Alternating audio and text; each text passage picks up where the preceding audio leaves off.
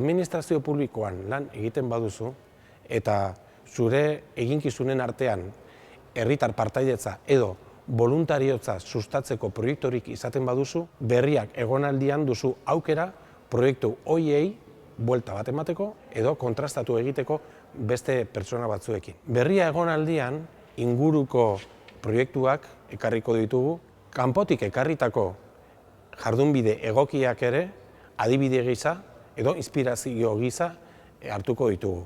Eta boluntariotza eta partaidetzaren inguruko erreferenteak diren pertsona batzuk ere entzuteko aukera izango dugu. Beraz, zure proiektuari buelta bat nahi badiozu eman, alderatu, berriro pentsatu edo diseinatu, berria egonaldian duzu aukera. Gogoratu, martxoaren eta 12 eta 13 izango dela Bilbon.